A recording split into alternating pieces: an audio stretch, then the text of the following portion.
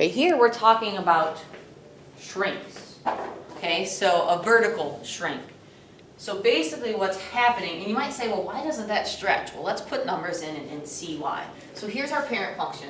Okay, as soon as I put a 3 out in front of that, let's say when x is 0, okay, y is still going to be 0, so it's going to hold the same vertex.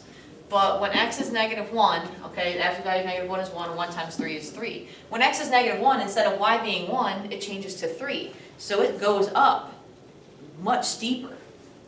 And then same for 1 and 3. If it was -2, okay, -2 is 2, 2 times 3 is 6. Same for +2, that will also be 6. So notice the big difference here when we graph it. So here's my normal, 0, 0, 1, 1. I'll just do those two.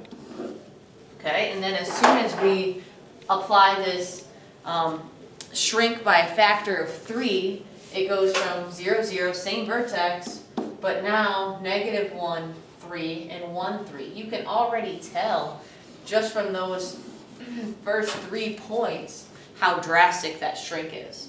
So same thing here, y equals 4, absolute value of x will also shrink, but it's going to shrink at a factor of 4, which is going to make this even more narrow, because it's going to be up 1, 4, and 1, 4. So look at how that, sorry about the poor graph there, but look at how much more narrow that is.